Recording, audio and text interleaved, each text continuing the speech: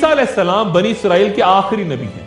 انہیں مسیح عربی الفاظ ماسیح یعنی ہاتھ پھیرنے والا یا ممسوح یعنی جس پر ہاتھ پھیرا گیا اس کے وزن پہ کہا گیا ہے، کیونکہ جب وہ کسی بیمار یا معذور کے جسم پہ ہاتھ پھیرتے تو وہ شفا یاب ہو جاتا. فرمانے باری تعالیٰ ہے کہ اور اہل کتاب میں سے ایسا کوئی نہ بچے گا جو عیسیٰ علیہ السلام پر ان کی موت سے پہلے ایمان نہ لے آئے، اور قیامت کے دن وہ ان سب پہ گواہ ہوں گے. امت کا اس بات پہ اجماع ہے کہ وہ کوئی نئی شریعت نہیں لائیں گے بلکہ شریعت محمدی کے مطابق اپنے تمام فیصلے کریں گے. چونکہ وہ ظہور دجال کے بعد تشریف لائیں گے، اس لیے یقیناً ان سے بھی یعنی دجال سے بھی ان کی متبھیڑ ہوگی. عیسائیوں کا بھی ان کی دوبارہ واپسی پر عقیدہ ہے، لیکن عیسائیوں کے نزدیک وہ حضرت داؤد علیہ السلام کی اولاد سے ہیں، جبکہ مسیح دجال یعنی اینٹی کرائسٹ عیسائیوں کے مطابق حضرت یوسف علیہ السلام کی نسل سے ہوگا.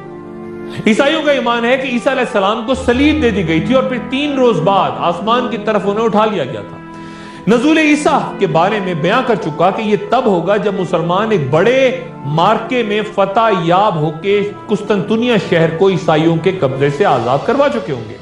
اپنے نزول کے بعد حضرت عیسیٰ علیہ السلام کچھ روایات کے مطابق 40 اور کچھ کے مطابق 60 سال دنیا میں قیام فرمائیں گے. وہ روحا کی گھاٹی سے حج یا عمرے کا احرام باندھیں گے اور امام مہدی کے وصال کے بعد آپ ان کی نماز جنازہ بھی پڑھائیں گے. عیسیٰ علیہ السلام کا دنیا میں نکاح بھی ہوگا اور مشکاہ شریف کے مطابق نکاح کے 19 سال بعد حضرت عیسیٰ علیہ السلام کا انتقال ہو جائے گا تو مسلمان ان کی نماز جنازہ پڑھا کے روضہ رسول کے ساتھ انہیں دفنا دیں گے. ایک گزری نشست میں بخاری و مسلم کی وہ حدیث بیان کر چکا ہوں کہ عیسیٰ علیہ السلام دنیا میں اپنے قیام کے دوران صلیب توڑیں گے اور خنزیر کو قتل کریں گے اور جزیہ بھی ختم کر دیا جائے گا.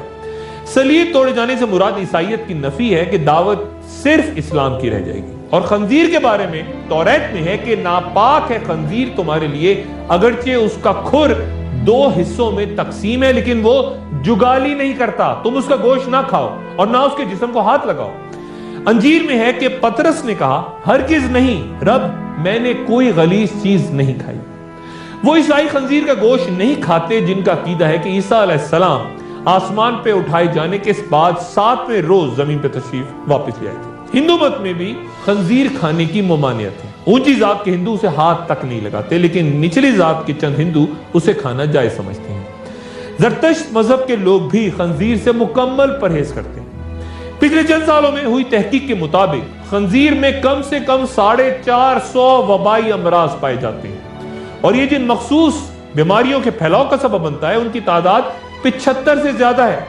یہ تعداد ان عام بیماریوں کے علاوہ ہے جو خنزیر کا گوشت کھانے سے پیدا ہوتی ہیں.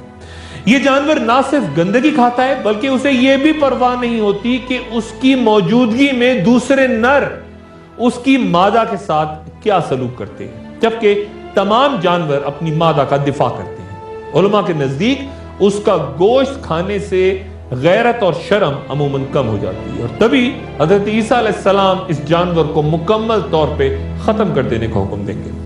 حضرت عیسیٰ علیہ السلام کے انتقال سے پہلے جہاد بھی موقوف ہو جائے گا اور پھر انتقال کے بعد لوگ ان کی وصیت کے مطابق قبیلہ بنی تمیم کے ایک شخص جس کا نام مقد ہوگا اس سے خلیفہ مقرر کریں گے، لیکن چند روز بعد اس خلیفہ کا بھی انتقال ہو جائے گا اور ایک عارضی امن جو حضرت عیسیٰ علیہ السلام کی زندگی میں اس دنیا میں قائم ہوا تھا وہ پھر ختم ہو جائے گا.